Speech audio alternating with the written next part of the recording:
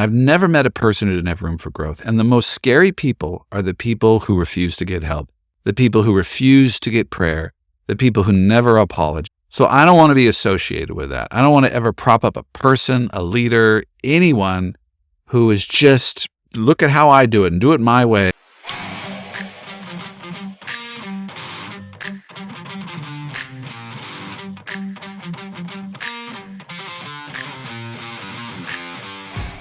In a world that often feels fragmented and disconnected, how can we navigate our digital and spiritual lives with authenticity and grace?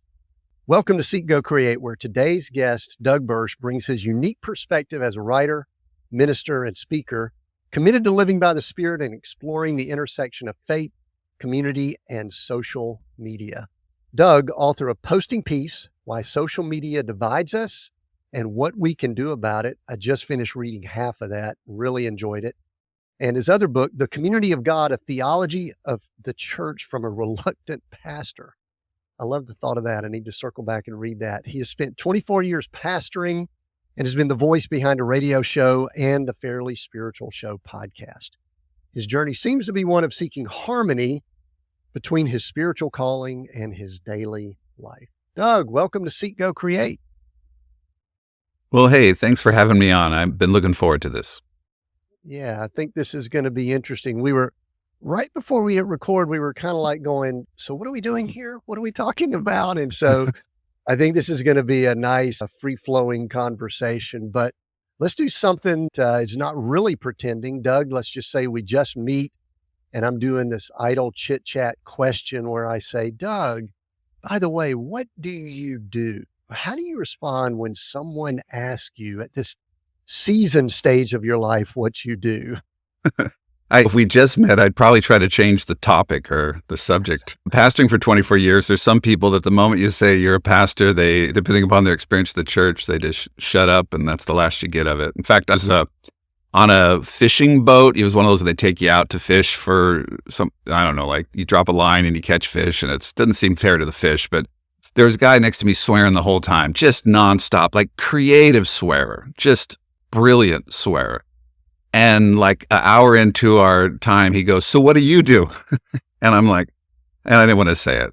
I'm a pastor. And then you could just see his eyes like roll back, like he was trying to think of all the conversations he had. He just stops and he goes, I'm sorry. I'm so sorry. Well, I was a pastor for 24 years. I'm not that right now. I'm in between that. I'm trying to figure out what to do. I write books. I like to talk about hope. Right now I'm writing fiction, a creative novel. I do a bunch of things and I'm not content with any of them. So for me, that's kind of what I do. Ministry, reconciliation is a big issue for me, that whatever I talk about is how do we bring people together? How do we actually find a way, not in a simplistic way, but how do we heal the divides? How do we enter into, as the scripture talks about, the ministry of reconciliation, where the dividing walls of hostility are torn down and we can find true community around important things.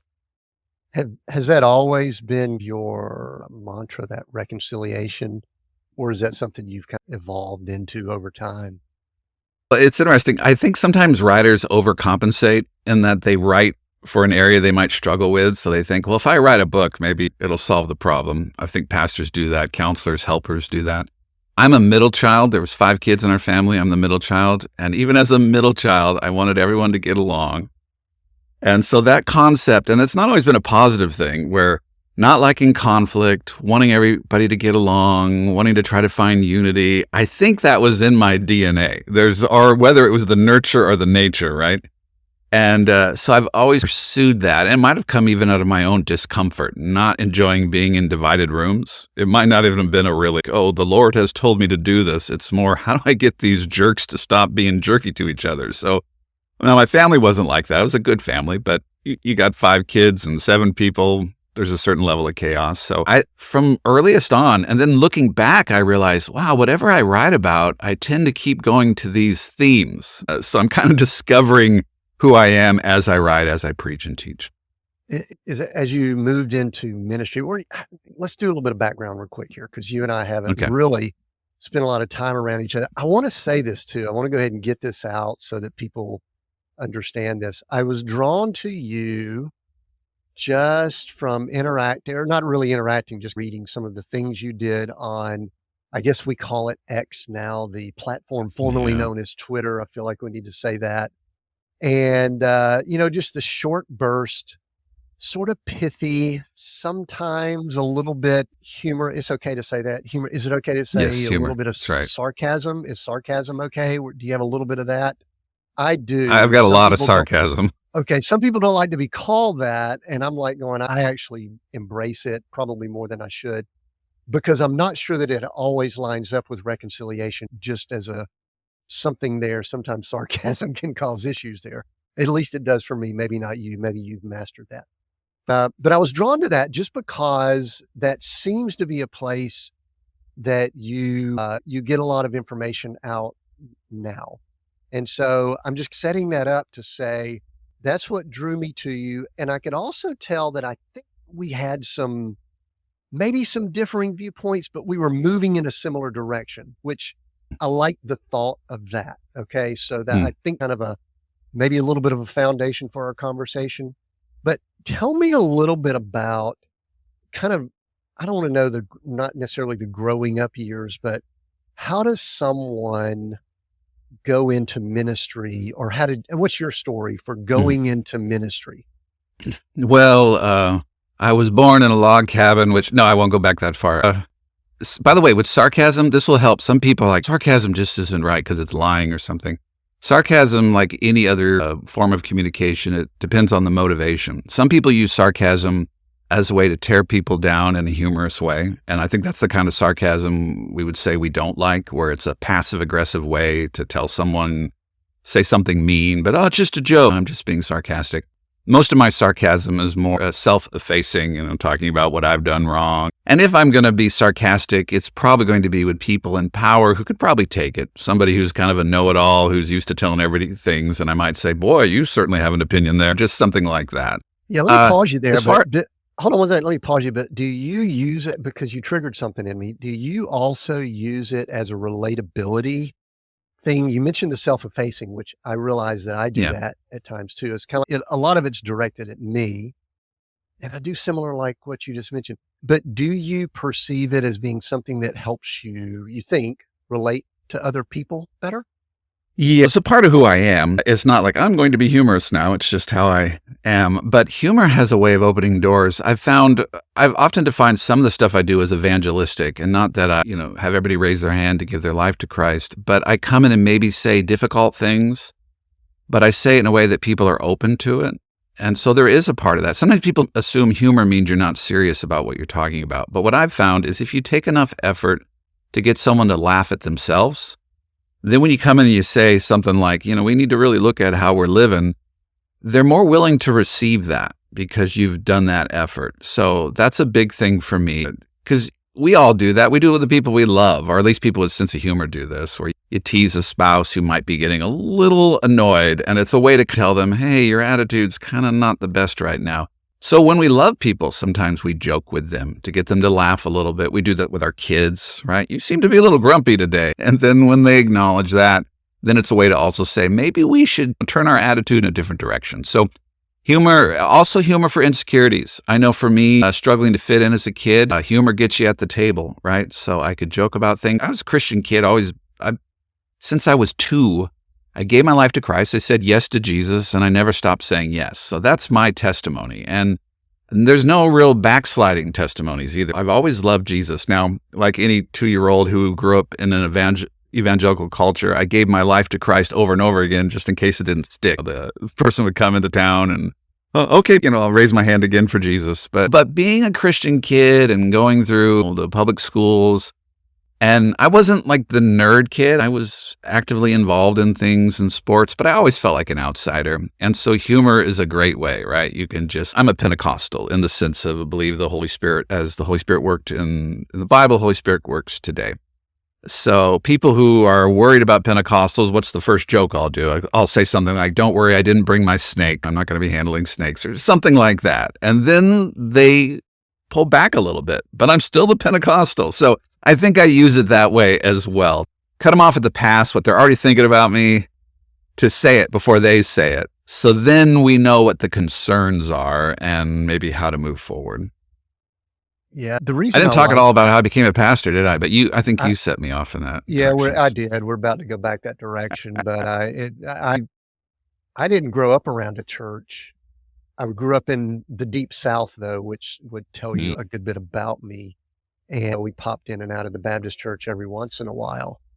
And, uh, and then later Pentecostal is where I guess came back or came to, or whatever. I don't mm, know, but I like the same thing you said. I like the joking about some of the raising of the hands. And I also went to churches when we started going more that were multicultural, which it's fascinating as someone who's white, especially in the deep South, and you're allowed or get to go to churches where there's color and people really do worship differently. We can say, oh, yeah, we're all the same. No, we're not. We're not. We're different. mm. And when Effie takes off running around the church, you got to get out of the way or you're going to get mowed down. And so we laugh and joke about that.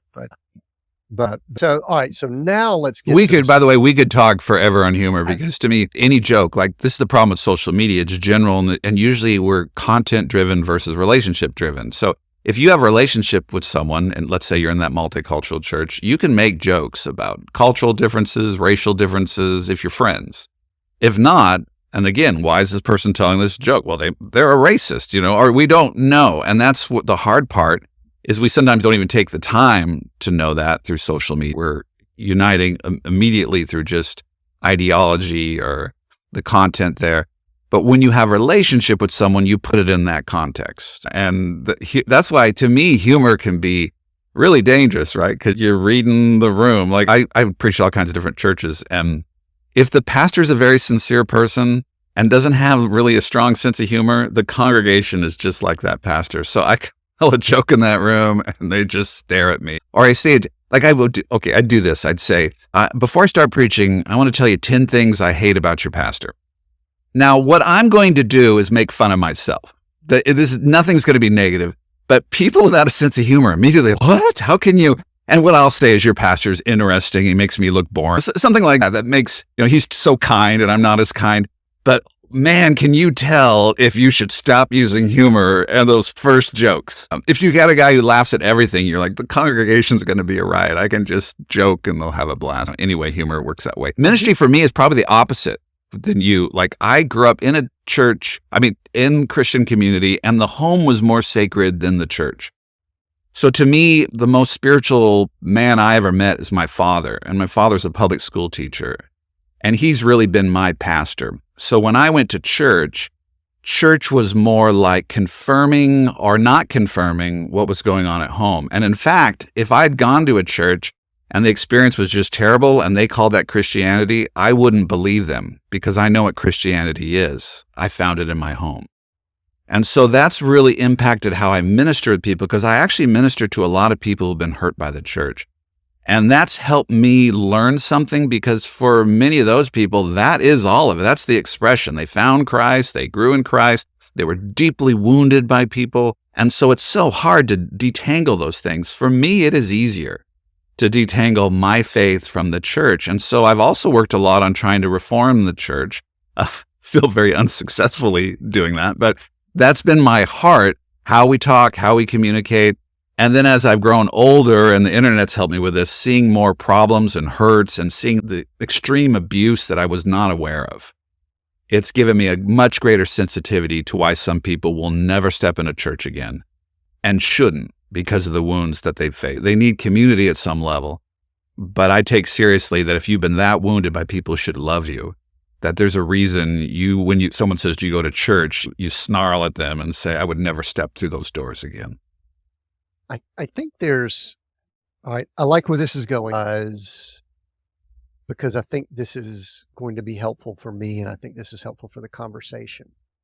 One of the things that I have found, Doug, is that I have had this very similar, I don't even know if mission is the right word, but times what we call the church, and I want to use that term, I want to use it that way instead of a lot of people when all of a sudden you mention the word church, just like when you start making jokes about their pastor, they get wide-eyed and they go, oh my gosh, blasphemy, things like that. And I want to say this, when I'm making these comments, it's about these buildings and these places that we have written the word church on the outside of it. They may be the church. I don't know if they are or not, but I've been on kind of a mission because it really pisses me off what I see going on right now. And it really ticks me off because I've seen time and time again, someone would say, oh, well, Tim, it sounds like you've been through church hurts. Maybe I have. I'm not really wired to, I don't want to say I'm not wired to feel that. If I've been through it, that doesn't sound right either. But I was saved in a business setting. I'll go ahead and get this out there so you understand it. The people that have listened in know I went in and out of a church, but that wasn't going to take for me because I wasn't attracted to it. They didn't speak my language. I didn't like the mamby-pamby pastor speaking from the front or anything. I'm sure that wasn't you or anything, but I didn't like any of that. I'm pretty namby-pamby. Yeah. And so I was saved in a business setting at one of these MLM functions that many people call a cult. And so that's where I met Jesus, and that was my paradigm. I want to ask big picture question, and then maybe we'll drill down even more. Do we have the structure right? Is there something wrong with the way we're structuring what we call the church in first world Americanized culture? Well, I would say yes, but that'll always be the case. And my first book, The Community of God, I talk about that we have this concept of utopia. And utopia literally means not a place. If you look at the word, it doesn't exist. Utopia is no such place. I think that's what it means. And we have these ideas of what we want the church to be. And I'm not trying to minimize churches that should be shut down, closed, and bulldozed over because of the harm they've done. So I'm not just saying, hey, you just got to deal with hurts and people are messy. And I think I get what you're talking about. There's some incredibly, not just in some churches, but I think in even whole denominational settings that are really toxic, some basic foundations, power dynamics that are just terrible. I talk a lot about this in The Community of God, which is interesting. This is before a lot of the stuff has more come out and united in all the documentaries we see that are out there.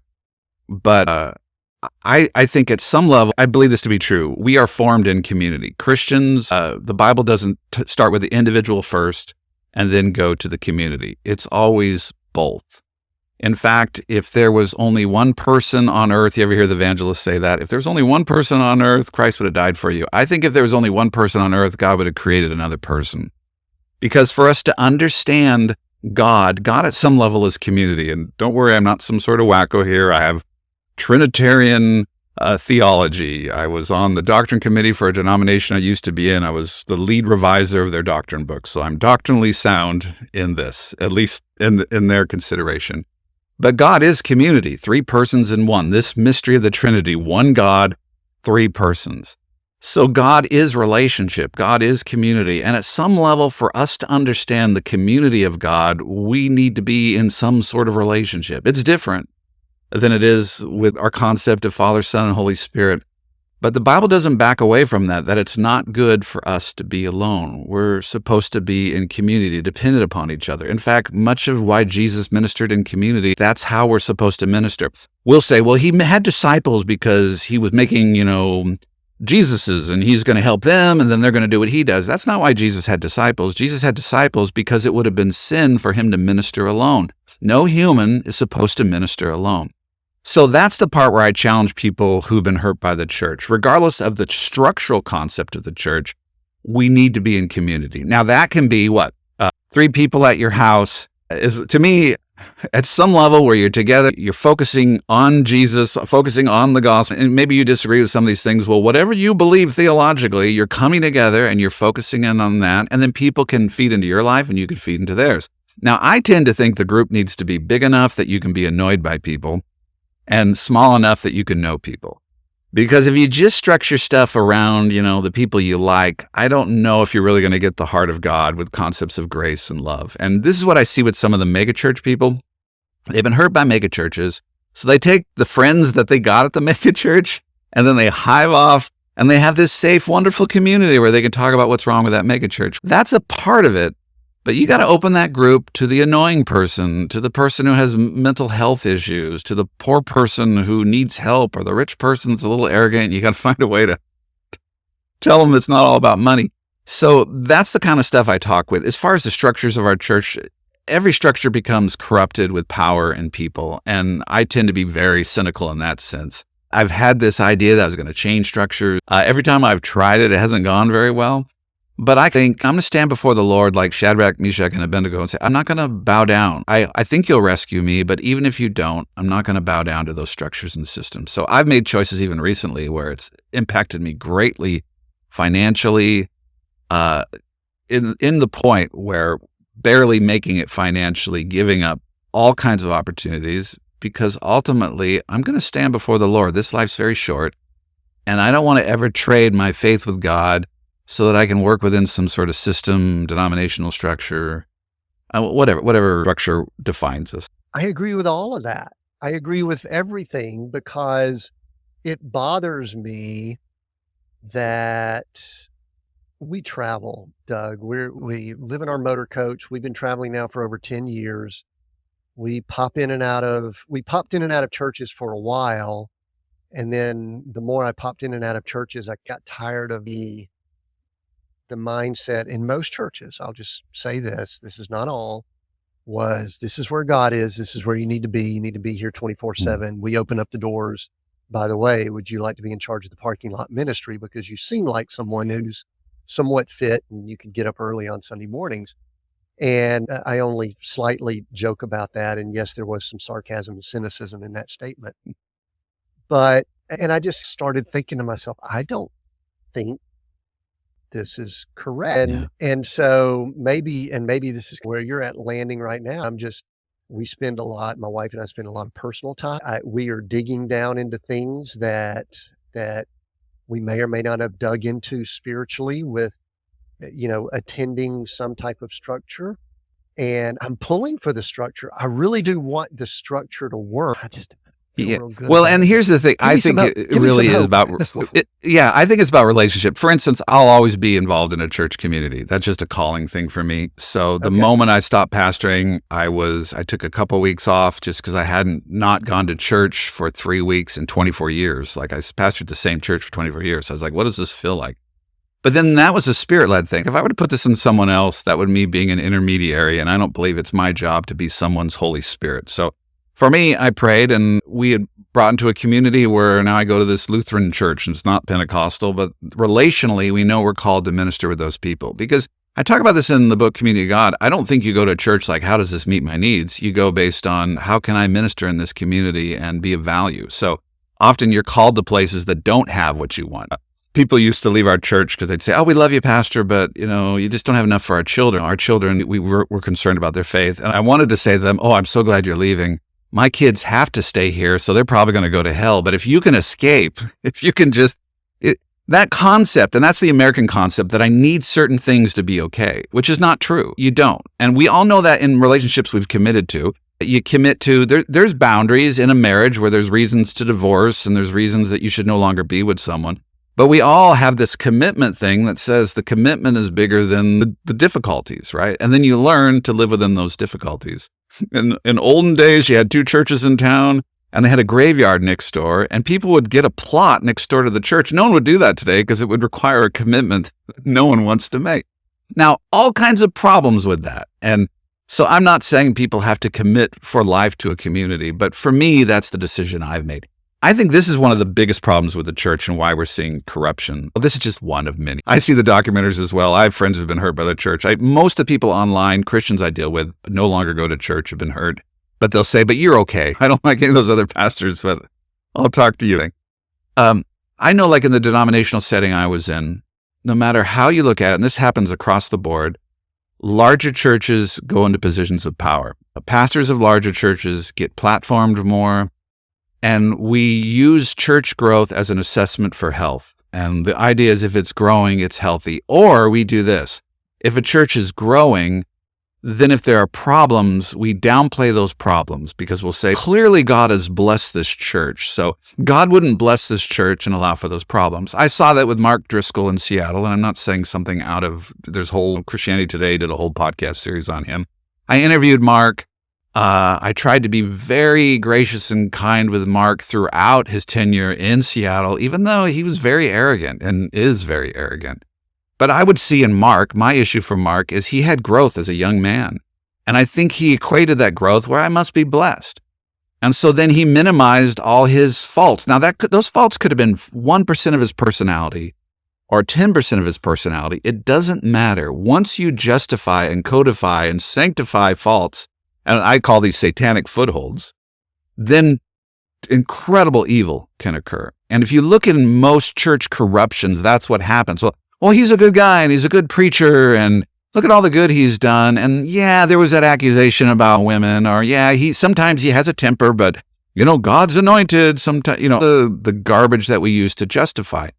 That is a problem in my own life, and it's a problem in any leader's life. And so we put a leader in a position. I think we even do this with our national leaders outside the church. I think we're going through seasons like that where we're seeing that people will justify depravity if they get what they want, or if 80% of it is good or 90% is good. And that happens in structures. And then in structures where you then can't remove the person or the consequences. I'll even get at this with abuse in homes. Sometimes people say, why didn't they deal with abuse? Like someone will talk about abuse. I had a friend who, when she was like 23, she talked about being abused when she was in 5th grade. And people are like, well, why didn't you talk about it earlier? Well, the moment she shared that, the family just fell apart because the abuse was in the family. Suddenly people knew about it and everything changed. And there were parts of that family that she didn't want to fall apart. And this is what happens in churches. Like, I like this community. There are good relationships. And I know if we confront this thing, this place is going to be devastated. I'm not saying this is a good reason to do this, but this is why people do that. And they wait, and then the footholds get greater, and the hidden is even more hidden than we realize. So that's the big stuff. The other stuff, just about an arrogant leader who's controlling people and all those money dynamics, all those praising people for growth. We need different measurements, I think. And I think they're more, and I think you and I have connected on this probably a lot through Twitter, is the spirit in which we communicate. That for me is everything. There was a presidential candidate when he was among 10 other candidates where I was like, I will never vote for this person based on his attitude, just his spirit alone. And I remember Christians going, he's not a pastor, he's a politician. If you think that depending upon your role, you can no longer be Christ-like or no longer be loving, then we're in trouble. And I think there's a part of the church like that. Well, if he's a leader, he can be a jerk in certain situations because he's a leader. And if Christ showed us anything, it's the exact opposite. Although above all, he lowered himself and became nothing and the servant of all. So how many people want to be in leadership positions and be servant of all? That's probably another problem with any institution and structure. I thought I wanted to be a servant, but even there's an arrogance of, I get fed by, do you like my sermon? Do you not like my sermon? The ego is so much intertwined in these gatherings that I think we need to at least have much more conversation where people can come in and say, hey, Doug, you're getting a little this, and I don't cast them out of the church, or they don't fire me immediately. We need to have environments where we can have those discussions. I've been saying for some time now that I'm not sure that most men can handle the mantle of leadership. Once it gets to a certain point, it crosses over. Now, we don't want to go down this controversial path. I think women can handle it better, truthfully. But most men, we have a tendency, it feeds us. Well, okay, and why is that? Just say there's no gender difference. There might be. Let's just say there isn't. One of the things women have had to do for thousands and thousands of years is work in situations where they didn't have power. They had to find ways to work where they weren't the leader. They had no authority in the culture. And so they found ways to figure out what's important and essential and what's secondary. Seen this, women will work through in the church. They'll work through conflicts. They'll talk about, because they've had to do that in so many settings. Men be the controller of their home, controller of their house, control it, right? The moment someone challenges, like when two men get in a fight, they both leave and no one ever talks to anybody again. They're just gone. So I think that is one of the reasons why a healthier, diverse expression within the church, and I do believe women should be pastors, but even if you didn't believe that theologically, you better have women in every role of being able to speak and communicate. And because I've found men tend to struggle more with the communication issues, often because they didn't have to. They could just go to role, they could go to position, and they could go to power. When you don't have position, role, and power, then you have to learn how to talk to people. And those are the kinds of people you want in positions of authority, where they've learned how to communicate their emotions, to communicate their ideas, and not just be, I'm the boss, so take it, love it or leave it. Like, they don't ever get to do that. And so they don't do it in the position of power because they've found other ways to communicate. I love that you brought up. Is that too up, political? No, because I think we're about to go down there a little bit deeper, because I want to ask questions about it, because I think it's very informative, the direction we're headed here. I love that you brought up the Mars Hill, the Mark Driscoll, and I guess I did know you were in that part of the country, and so you probably have some unique perspective, and it was really interesting. I'll also bring up one other situation that we became aware of. My wife and I spent about 9 months over in Australia and New Zealand back in 2014. And it was a very unique time. We were popping in and out of churches over there, and we popped in and out of about 8 campuses of Hillsong. And we were there when Brian Houston, it came out again, some issues with his father and some pedophilia and different things like that with his father. And so we were there when he was addressing those issues. And I want to say it was very similar to what you just brought up, or at least it sounded that way at the time. I want to say that it sounded as if, listen, we're trying to address this as best we can in light of this is an organization that we also want to keep it intact and not just blow it up. So that's a little bit drastic the way I said that. But the reason I bring it up is I've seen situations, and I'm an executive coach. I work with leaders of organizations and things like that. So leadership is what I try to study and have some degree of knowledge of. My observation with Mark Driscoll, or almost any organization that I see where someone starts what we'll call a startup or a church plant, and it begins growing. You use the word growth, and I'm sometimes wondering if maybe growth is something that we should be pursuing. It doesn't need to be the idol that we make it, but that's what we measure in our culture and society, is how many people are sitting in the seats, what kind of money, what does the building look like, things like that. I perceive that at some point, let's just look at Mark, for example, that he was really pure of heart with what he was doing. It was building, building, building, building. And somewhere along the way, it seems like something flipped and he moved into protection mode instead of what is God doing here mode. And I know that might be oversimplifying, but when I have run into struggles with leaders just that I work with or that I see personally, Doug, what I see is they've gotten in the mode of, I need to protect this entity, this organism, this organization, and I need to protect it at all costs. We're doing good. We're getting people baptized. People are being healed. This is happening, whatever it is. We're selling Apple watches, whatever it is we're doing. And I need to protect it. I think that is when things get pretty toxic and dangerous. What are your thoughts on that or observations? You could tell me I'm wrong. If you think I'm wrong, I'm okay with it. Oh, you're completely wrong. No, I think you're hitting right at some of those issues there. Really, I would love to write a book on this. In Romans, the beginning of Romans, Paul says that one of the sins that humans did, and it's confusion, is he talking about all of humanity? Is he talking about Israel? He says they worshiped and served the created instead of the creator. And some translations say the creature. But I think created works just with the Greek. It's just hard to know. It's like Dick and Jane language. There's not a lot of modifiers. You don't quite know what it says. But this image of humans begin to serve the created versus the creator. So we see that from the very beginning. We've got Cain and Abel. And one understands that they get their provision from the creator. The other one is, I don't need the creator. Like this concept of Solomon gets wisdom. And what does he use his wisdom for? To pick up women. He uses what was created. Moses, God has him bring water from the rock. And then he begins to realize, I can do this without God. And so he hits the rock. And we go, what is that about? Why is God so concerned with that? They begin to use what was created in them, and they use it for themselves instead of for the Creator. We have David takes a census. And why does he take a census? Like, at some level, God has done all this, but now he's worried, I got to control this thing, and I got to see how powerful we are. And so whatever the reason is, he begins to serve the created.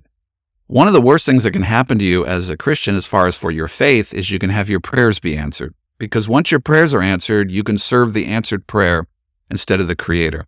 And I saw this again and again in 24 years of ministry. When someone is destitute, drug addict, no one likes them, their kids have kicked them out, or their parents have kicked them out of their home, they'll come to the church broken, have nothing, Jesus accepts them. Well, they get their life back in order, right? They get a job, maybe they get a relationship, and they get married, and maybe they have kids. And what you begin to see as God begins to create beautiful things in their life, instead of serving the Creator, they begin to serve the things that God has given them. They begin to serve the marriage over God, the kids over God, the money over God. I would say that's what happens with these ministries that grow. I don't want to just say they were always wicked, terrible people, and there are people who are just out there to try to swindle. But I think what happens is something happens, and they see miracles, and then they begin to see, well, look what I did. Or they begin to take it and be like, well, this is mine to do what I want with, or this means I have a special authority. And so they begin to serve the created instead of the Creator. I think Christians need to understand this. Christians have a difficult time, let's say, with science. Science is the best example of God has created us, and now we have this amazing capacity as humans to do amazing things. What should the scientist do? Stop being a scientist? No, they should just thank God for that capacity. I thank God that He's given me this amazing mind to do these things.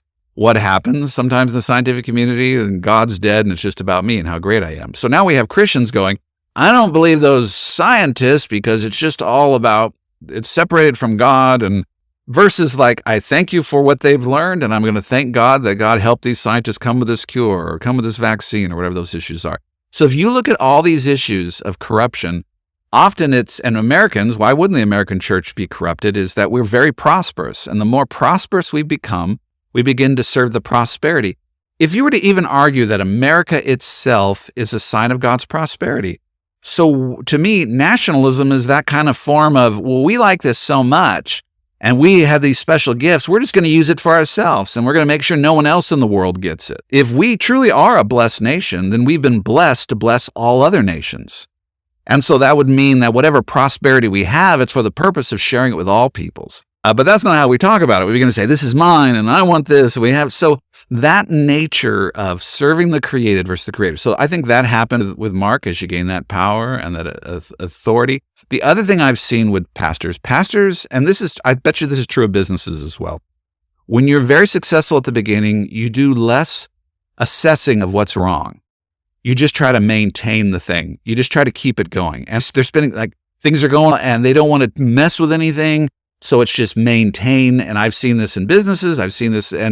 But when you've not done well in the beginning, when you launch something and no one shows up and it's not successful in the eyes of anyone, including yourself, what do? Well, you begin to assess everything. And in assessment, you begin to also learn and mature. So what I would see of some of these leaders who had led these really large growing churches is I think they lacked spiritual maturity. And by the way, I've interviewed hundreds of pastors, national leaders. I 5 years at a radio show. A lot of guys, even the last few years, that there's been a lot of prominence about them. And I didn't find a greater maturity in those people. And in fact, sometimes I found a simplicity, which I guess is okay. But these are the people that were saying, follow them, read their books. But I've found people who really didn't have to struggle with what a lot of other people had to struggle with. The children of Israel are not formed in the promised land, they're formed in the wilderness. And when we platform people who don't truly have wilderness experiences, they're kind of dangerous. And so my dad used to say this to me. He'd say, I get it that elders can be 20 years old. I understand the concept God can speak through anyone. He said, but some of your elders got to be old because they've gone through this enough. They've experienced loss. They've experienced deaths, disappointments. And if they still love Jesus, then that person has some authority to speak. And I see that in a lot of the platforming of leaders. And then what do? they grow and then they get a conflict and now they have all this stuff. They can't admit that they've been doing things wrong for the last 20 years. So then they justify everything. They don't grow as individuals. They don't, even like we mentioned Mark earlier, and I get hesitant even because I don't want Mark Driscoll to set the agenda of another conversation. But I always talked as if Mark was in the room. And I hope I'm doing this even now. To me, Mark lost his authority, the authority he wanted to have impact, that no matter what he does in life, he'll always be seen as this person who harmed so many people and refused to reconcile. Because what he did in Seattle is they were putting him on a discipline process. The goal was to restore, but he had to admit that he had faults, big faults. But instead of going through the process of reconciliation with the people who he had hurt, he just left that and started something somewhere else. And that's going to happen again and again. So even there, the critique there is, stop codifying everything you've done to this point. God lives in the eternal now. Turn to Jesus. Let him look at all the things that, are broken. And this is the ideological part. Maybe this could never happen. But that's still my heart for him, not to toss him out, but for him to go through the process of reconciliation, which might mean he's never a pastor again, but at least he's in right relationship with the thousands of people that were harmed based on the ministry that he did in Seattle. I do wonder if sometimes we have people that they box themselves in a corner. You mentioned this. I think they get elevated, and then they look around and they go, I don't think I could do anything else. Or I don't think I could ever have the impact. Or people are going to find out that I'm a fraud. Or we could just run through the gamut. I can't afford to leave the ministry. I can't do anything else. I know people who have different theologies than what they preach, and they talk to me privately, but they don't feel like they'd be able to survive. And I've always thought, if anything, I want to be in a position where I can turn in that. If I'm going the wrong direction, I can turn. I never want to be in a place where I'm stuck. I have so much debt. I have so much whatever. Now, maybe other people don't have that luxury, but you've hit it. Or even psychologically, because they've been propping up a myth. Like, not all of it's a myth, but they've been propping a myth that they're a good person, a myth that they're whatever it is. And they would have to come to true repentance. And how many people truly repent? And that part of cancel culture, like, I believe pastors can repent, but it doesn't mean they can be pastors again if they've lost the trust of the communities. I think that's what 1st and 2nd Timothy and Titus deal with. But I do think we do need to have space that people can talk about the darkness without just being, you're the evil person we never talk to again. There must be a place where someone can say, I've been engaging in a behavior where I'm meeting before it all falls apart, some way to be able, before it falls apart. Whether that happens or not, I don't know, but I think you're exactly right. By the time they get to this place, they still should turn, but it's so hard to turn, to quit, to change because they've invested so much in it. And then also there's such a trail of darkness that they either have to justify it or they would just crumble under the weight of what they've done. Yeah, I think we've seen so many rare situations where, number one, we've seen repentance. Number two, we've seen something that people would be restoration. I have never liked the 6 months away from the pulpit and then you're back in, you've gone through counseling, here's the microphone again. You're so talented, you're such a great speaker, we've got to have you in the pulpit. That to me really just reeks of hypocrisy and all types of things. But let's do that. I want to do this, Doug. Because we can talk about the problems all day long. And I don't know that you and I know the solutions. However, neither one of us are young bucks that are just getting started in life. We've been around the block a few times. How old are you? You're not a woman. I could ask you that point blank. How old are you? Yeah. I'm trying to think how old I am now. I think I'm 52. 52. I'm either 52 or 53. Those who can do math, I was born January 29th, 1972. And then you can figure that out depending upon when you're listening to this. But yeah. 1972. I'm trying to think of what was going on. I was born 3 days before JFK was shot. So you're part of the conspiracy, is that? I was there, and you're in the grassy knoll is a there myth. Was a pregnant. Yeah, that's right. It was none newborn of that child, real and all that. But I think the thing I'd love for us to discuss here, Doug, with all this wisdom that we have here, I get the impression. Tell me if I'm right or wrong. that you have quite a bit of experience. You put a lot of thought into things. You really are serious, even though we joke some about your spiritual walk, but you also don't believe that you know everything. If I'm incorrect on any of that, correct me. Well, here's the deal. Hook up me to a lie detector. Probably my subconscious is way more arrogant than my outward, but I know that my subconscious is probably a liar because it gives me crazy dreams at night and I shouldn't trust that guy. So there's a part of me that certainly has the arrogance of, let me give you my opinion because it's the most important opinion in the room. But the nature of it is, how could we remotely think that we understand the fullness of God, or even, like that part? Like, how would I even begin to think I could say, here's the 3 things God does? Maybe there's 4. It's just absurd. If I did that for you, if any person said, this is what you need to believe about Doug, just these are the 4 things about Doug, and we all unite around these 4 things, they would be wrong. Not one group on this planet, even if they gave me an Enneagram test, could not say this is who Doug is. And yet the arrogance to unite around and just tell people they're going to hell because we think we have it all figured out. Now, I have strong opinions, and I will tell you that. And in some ways, I'm very much, I believe the Bible's a sacred book, and things that people will be like, you're one of those conservatives. In fact, I take it all as God's word. But then people they'll ask me to parse that out and what I mean by that. I go, I don't know what I mean by it. I just mean that I'm going to take this as the sacred book, and it's God's fault if it isn't. Like, this is the book that I'm reading, and this is the one I believe. But the concept to think that you have it all figured out, and I'm still growing, and I think when you're in the center of God's grace, you can look at your life. And I think one of the reasons people don't look at their sins and their faults and the failings is they don't understand a gospel of grace. That I believe I'm in the center of God's grace. I'm not on the edge and I'm going to fall off, out into the abyss of darkness and death. And if I'm in the center of God's grace and love, then I can say, search my heart and know me. And if there be any wicked way in me, reveal it. And that's another problem with these church cultures. If we don't have that conception, like I would say in our church, there's no super spiritual people. We all have the same amount of the Spirit. We just do it. There's no super, I use fairly spiritual as a moniker. My website is fairlyspiritual.org.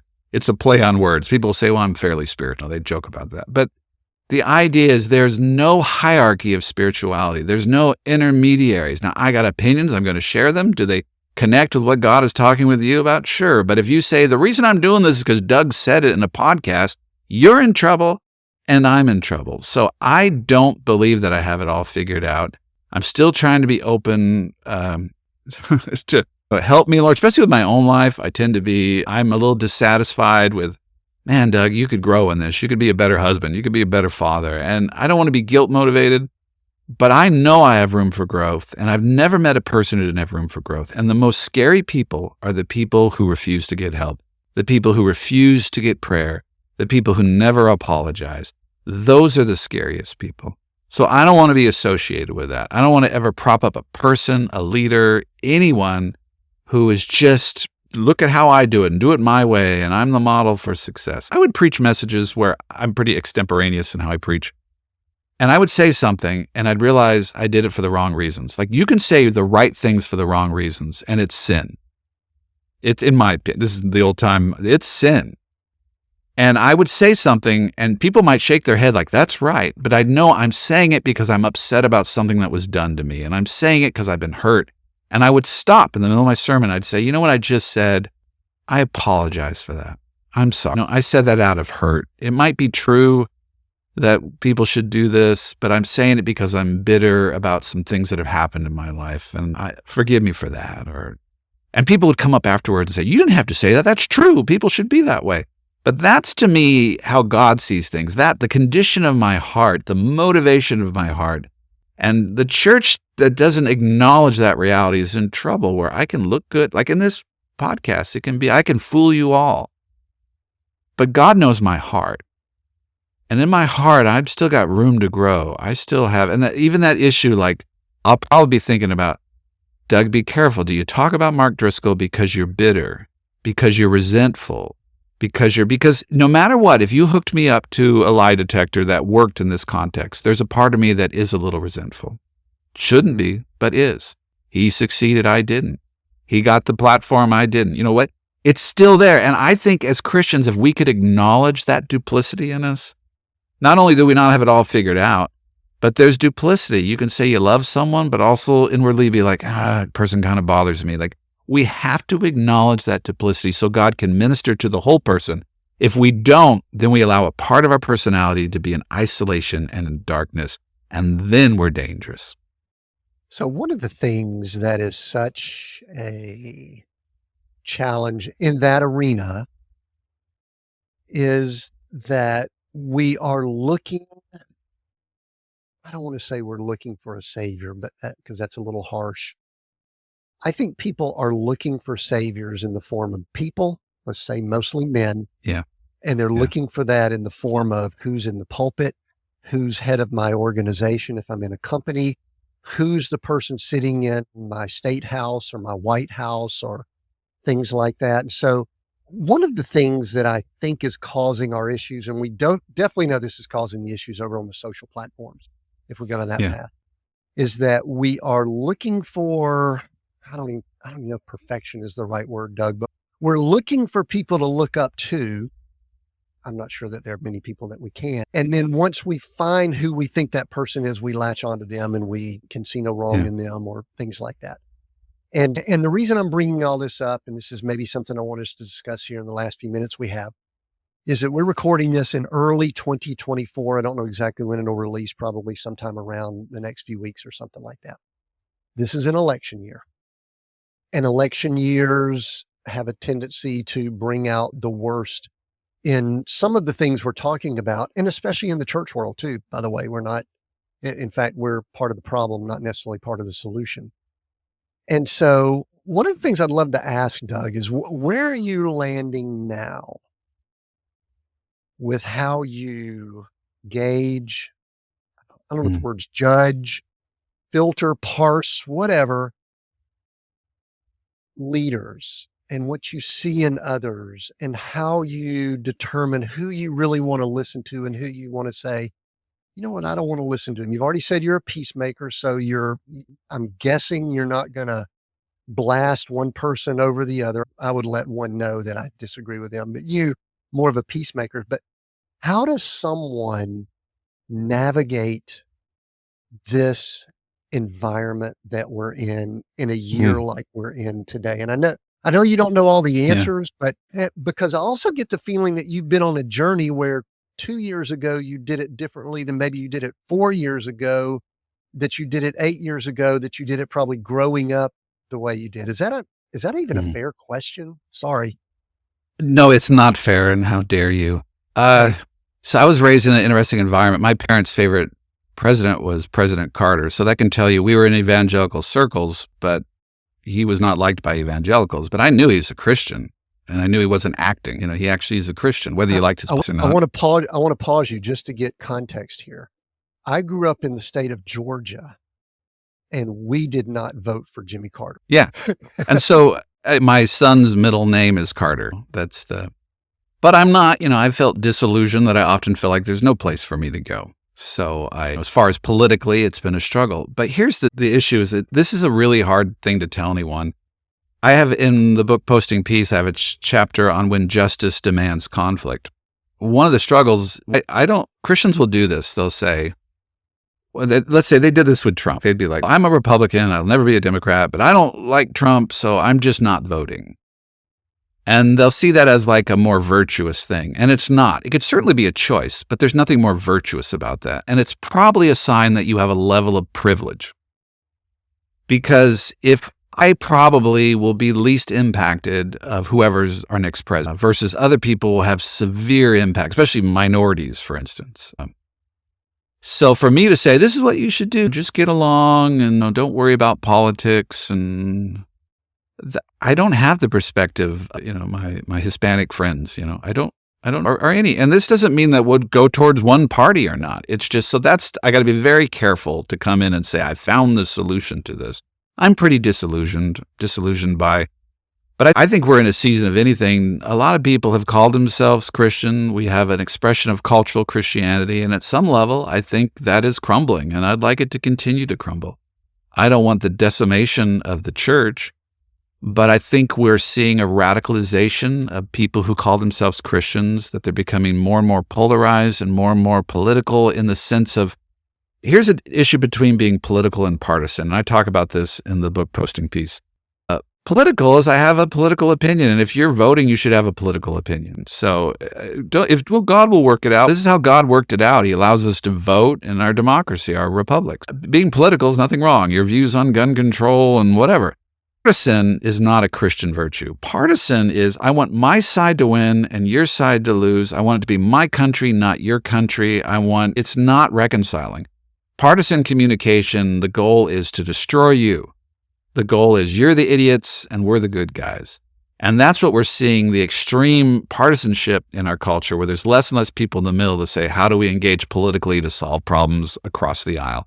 As Christians, I think we should run away from any environment that reeks of partisanship, in the sense of we're making jokes about those snowflakes or those. And you see this, and you can listen to NPR and they all make a joke about the far right, and you can listen to far right people they're joking about, and they're not even Christian. That we belittle their faith. That is not Christ-like. I would never want someone to treat me this way, so I'm not going to treat them well. So that's kind of the process to me. I look for politicians, and it's hard to know at a national level for that existence. I think one of the things I talk about in my book is trending local. If you're struggling with these national things, trend local. Find what's happening in your local community and get connected. And I don't mean just get connected with radicalized people, but get to know your mayor. If you're a small enough town, get to know him. The mayor in the town that I ministered for most of the years, we had different political affiliations, but he's my brother in Christ, and I love him. He's my friend. I got to know him as a real person. And small town, it's often not whether you're left or right. It's just whether you can get the roads paid. It's not the same thing. In fact, don't elect a small-time mayor who's just all partisan. You want a mayor who can get money to help you with the things that no one can pay for. But that's what I would help people who are so disillusioned. Maybe you can't even look at the national news. Find something local. Maybe go to the school board. It'll be hard. You go to the school board, and maybe you'll see a lot of toxic stuff. And instead of focusing on the toxic stuff, find the one person in that school board who seems to represent your spirit and encourage them and say, how can I partner with you? And what can we do for the future? So those are the things to me, is find people at some level who have the spirit that you have, find a way to partner with them. And then I also have to believe, this is how disillusioned I've been.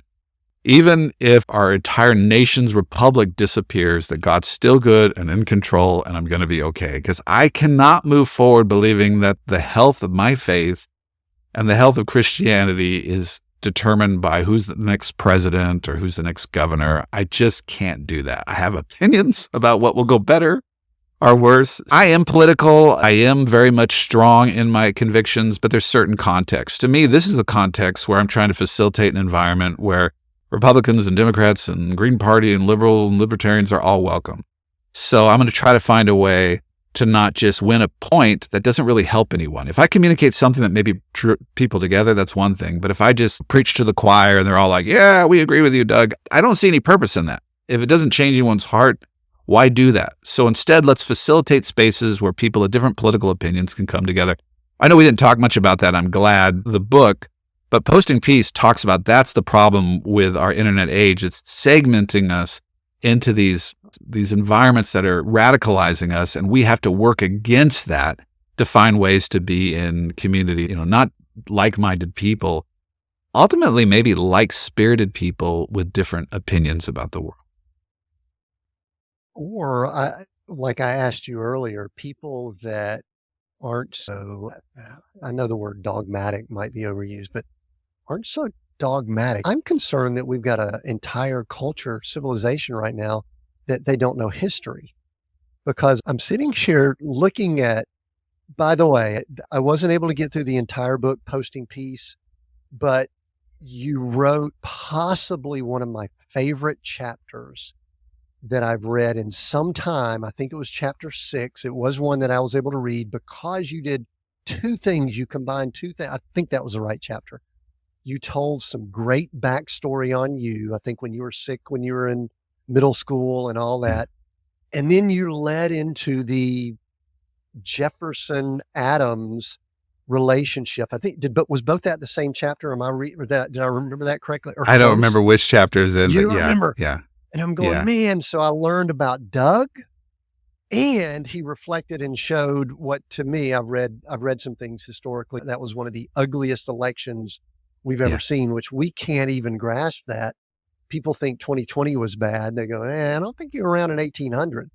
And so I do think we just don't have concept or perspective. We're very narrow. We think very selfishly of just ourselves, and we don't try to look at other things. And I love that the message of what you had in posting people, and I believe you're doing this over on X Twitter, is just, and maybe I'm trying to do it here. Maybe that's what I'm hopeful, that we're having some conversations that people just don't have in other places.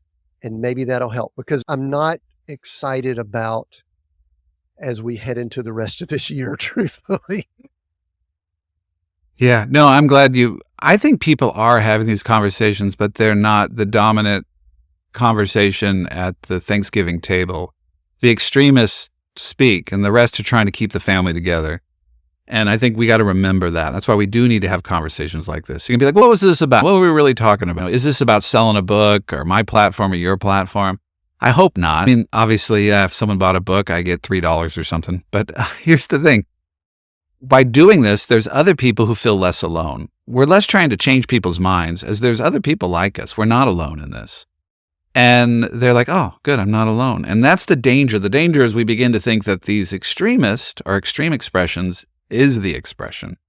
And that's, to me, even people who came out of extreme churches, and then they think that's the church, and they leave the church. They're like, that's the church. I don't like the church anymore. Okay, that was your experience with church, but now you're buying into the same deceptive logic. When you went to that church, your church was like, we're the church, and we do it right, and everybody else does it wrong. And now you've left it, and you're still letting them set the agenda for your life, saying, they're the church, so I don't go to church.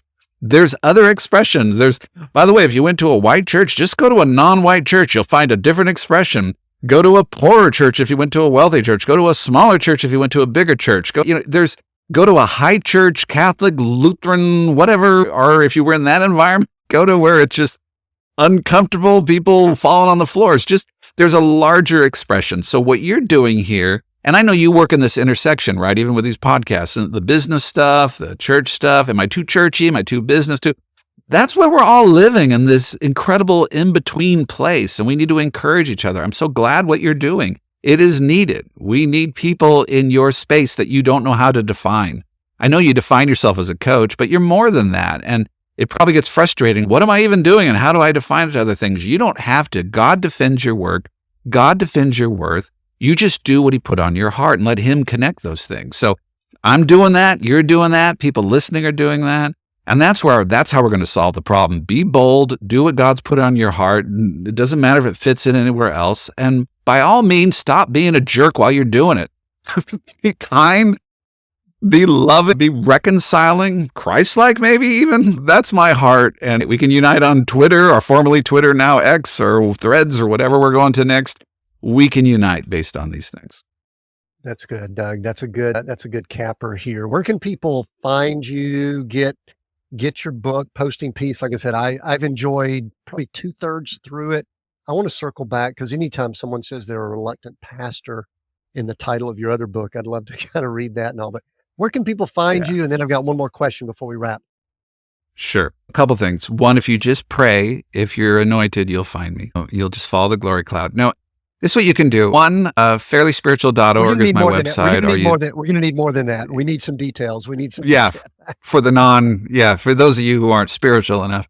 Yeah, fairlyspiritual.org or .com. Yeah, you can go to Doug Bursch. If you search my name, you'll find me. And I do interact on those platforms. I also have a bunch of books that I haven't sold because I'm not a great successful author. So if you have a church group or study group and you contact me, I'm going to find a way to send you a box of books if you can pay for the shipping. I'm telling you right now, I just want to get those out there. I've given up on being the world famous author. Instead, I'd like to just get the message out there. So contact me if you're like, I'm interested in this, and I'll be glad to serve you. Very good. Hey, Doug, we are seek, go create, those three words. I'll let you choose one as my final question. Seek, go, or create. Which one do you like right now and why? I think create is the best way to truly bring something life-giving into this world. We become an assessment culture where fewer people are creating and we're just assessing the creating, or we're aggregating the creating or retweeting the creating. So to create anything, a poem, especially art, a song, a book, doesn't have to be Christian. Just there's more creating needed. Right now I'm trying to write a comedic novel, fiction. I don't know if it'll ever be published, but I just want to do that. And I think God's given me permission to do that. It's just not, there'll be spiritual elements in it, but the reality is I love the creative process. I think we can find so many things over just something new and real. And so I would encourage your audience, especially if someone's like, well, I have a book that I've thought it might do, or I might take up this. Just do it. Just start creating. It should have value in the doing, not whether it's a success. Just everything I do, I try to have value in the doing. I'm glad I wrote books, regardless of how many are sold. When you create something, I never regret that. I do regret the things I didn't create, the things that I let other people take my time and my energy instead of doing what was on my heart. So I would encourage people, you have permission to create. I like that, Doug. Thank you. I know I'm at my happiest when I'm in some kind of creating mode. And so I definitely agree with that. Again, Doug, thanks for joining us here. We are Seek, Go, Create, release new episodes every Monday. Your support means the world to us. Now you actually have the ability to tip us. You could buy me a coffee or offer financial support to our show at seekgocreate.com/support. Contributions start at just $1 if you want to do that. And if you leave a comment, your comment could be featured on a future episode. Visit seekgocreate.com/support. Thanks for joining us here. Until next time, continue being all that you were created to be.